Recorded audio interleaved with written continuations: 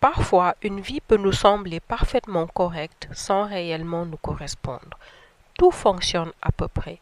Le travail, les habitudes, la routine, les obligations, et pourtant, quelque chose reste silencieusement désaligné à l'intérieur. Pas une grande souffrance, pas une crise spectaculaire, juste une sensation diffuse, comme si l'on avançait sans être réellement à sa place. Et le plus troublant dans cette situation, c'est qu'elle peut durer des années, parce que lorsqu'une vie est simplement supportable, rien ne semble exiger un changement immédiat. Alors pourquoi certaines personnes restent-elles bloquées alors même que extérieurement tout va bien? Et pourquoi le confort peut-il parfois devenir le plus grand obstacle au changement? C'est ce que nous allons voir aujourd'hui.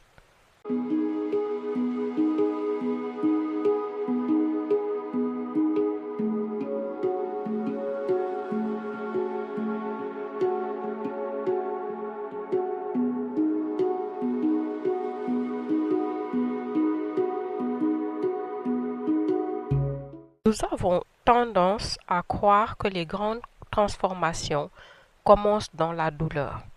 Par exemple, une crise, un effondrement, une rupture, un moment où continuer devient impossible. Mais dans la réalité, beaucoup de trajectoires restent bloquées pour une raison beaucoup plus discrète.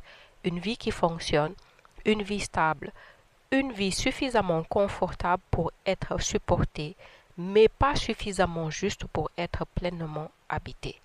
Et c'est précisément là que le piège commence. Parce qu'une personne peut continuer à avancer extérieurement tout en ressentant intérieurement une forme de stagnation silencieuse. Elle travaille, elle continue, elle remplit ses obligations, mais au fond, quelque chose ne suit plus vraiment. Et le plus difficile à voir dans cette situation, c'est que rien ne semble réellement aller mal. Alors naturellement, une question apparaît. Pourquoi l'être humain peut-il rester aussi longtemps dans une vie qui ne lui correspond plus vraiment? Et surtout, comment le confort peut-il finir par ralentir une transformation entière sans que l'on s'en rende compte? La première chose à comprendre, c'est que beaucoup de personnes bloquées ne sont pas nécessairement malheureuses. Elles arrivent à fonctionner, elles travaillent, elles avancent, elles ont parfois une situation stable, une routine, des habitudes, une certaine sécurité. Extérieurement, tout semble normal, et pourtant intérieurement, quelque chose ne colle plus vraiment. Pas forcément de manière spectaculaire, pas avec une grande souffrance visible, mais plutôt comme une sensation diffuse, une impression étrange de vivre légèrement à côté de soi-même. Et c'est précisément ce qui rend cette situation difficile à identifier, parce que vous pouvez honnêtement dire « ça va ». Votre quotidien fonctionne, vous continuez à avancer dans la direction attendue, mais malgré cela, quelque chose reste silencieusement désaligné. Vous avancez sans véritable élan intérieur, vous continuez sans sentir une direction profondément habitée. Vous vivez normalement, mais sans épanouissement réel. Et beaucoup de personnes vivent dans cette zone intermédiaire pendant des années. Parce qu'en l'absence de crise majeure, rien ne semble nous imposer un changement immédiat. Et c'est ici qu'une question importante commence à se poser à nous. Pourquoi l'être humain s'adapte-t-il aussi facilement à une vie qui ne lui correspond pas réellement? Eh bien, en général, nous pensons que les gens changent lorsqu'ils souffrent. Nous imaginons que la douleur pousse naturellement au mouvement. Et parfois c'est vrai, mais dans beaucoup de situations, le véritable problème n'est pas qu'une vie soit mauvaise. Le problème, c'est qu'elle soit supportable, parce qu'une vie supportable permet l'adaptation, même lorsqu'elle ne nous correspond plus réellement, même lorsqu'elle réduit progressivement notre énergie, même lorsqu'elle nous éloigne lentement de nous-mêmes. Tant que l'inconfort reste modéré, la personne continue. Elle reporte, elle relativise, elle s'habitue. Et graduellement, quelque chose de très particulier se produit.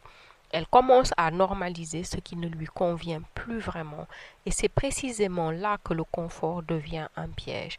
Parce qu'une vie peut fonctionner extérieurement tout en restant intérieurement désalignée.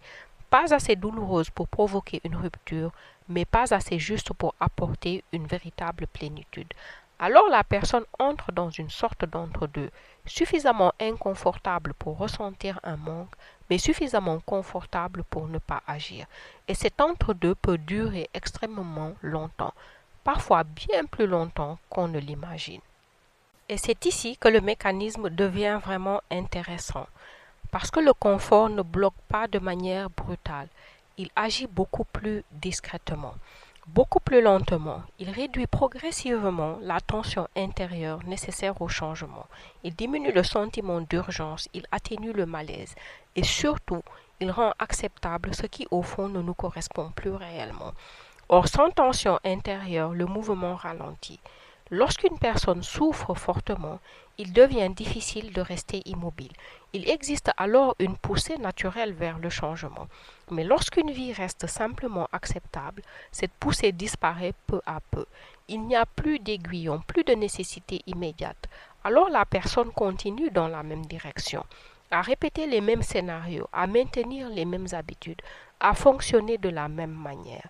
Et petit à petit, elle cesse même de remettre sa trajectoire en question. Ce qui était initialement ressenti comme un désalignement devient d'abord tolérable, puis acceptable, puis normal. Et c'est là que le phénomène devient réellement dangereux. Parce qu'une personne peut finir par construire toute son existence autour de ce compromis intérieur, sans même remarquer clairement le moment où cela s'est produit. Et c'est précisément ce qui rend ce mécanisme si difficile à voir, parce qu'il ne ressemble pas à une crise, il ressemble à une continuité, un glissement progressif, une adaptation lente, et justement c'est pour cela qu'il peut durer des années. Le plus troublant, c'est qu'il n'existe pas toujours un moment précis où une personne abandonne ses aspirations profondes. Il y a plutôt une accumulation discrète, des petits reports, des petites adaptations, des petits renoncements silencieux, et puis jour après jour, une vie approximativement alignée devient normale. Beaucoup de personnes attendent alors un déclic extérieur, une crise, une rupture, un choc, un événement suffisamment fort pour les obliger à bouger, comme si le changement devait forcément être imposé par la vie. Mais le problème, c'est que cet aiguillon extérieur ne vient pas toujours. Et pendant ce temps, les années passent, l'énergie diminue, l'élan intérieur s'affaiblit et parfois, une personne finit par s'éloigner profondément d'elle-même sans remarquer clairement le moment où cela s'est produit. Alors une autre question apparaît. Qu'est-ce qui maintient réellement une personne dans cette immobilité intérieure?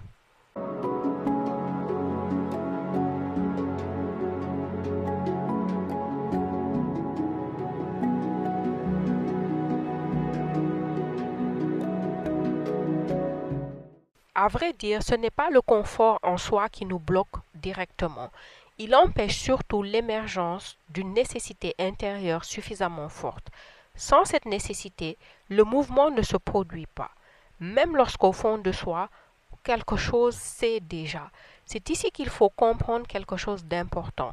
Une vie peut être parfaitement correcte selon les standards extérieurs, tout en étant profondément désalignée intérieurement. Une personne peut avoir une situation stable, une routine fonctionnelle, une vie socialement acceptable et ressentir malgré tout une forme de vide silencieux. Pas un vide spectaculaire, pas un effondrement, mais une impression persistante de ne pas être totalement à sa place. Et c'est souvent là que se situe le véritable enfermement. Lorsqu'une personne continue à vivre une vie qu'elle sait intérieurement incomplète, simplement parce qu'elle lui est devenue habituelle. Et plus cette habitude s'installe, plus le changement semble difficile à initier. Le problème n'est donc pas uniquement la situation extérieure. Le problème est aussi le seuil de tolérance que nous développons face à une vie qui ne nous correspond plus vraiment. Car ce que nous tolérons finit souvent par définir les limites de notre existence. Tant qu'une personne accepte intérieurement une forme de désalignement supportable, rien ne change réellement. même si elle comprend, même si elle ressent, même si elle sait. Le changement commence souvent au moment où quelque chose devient intérieurement inacceptable, pas forcément dramatique, mais impossible à continuer à normaliser.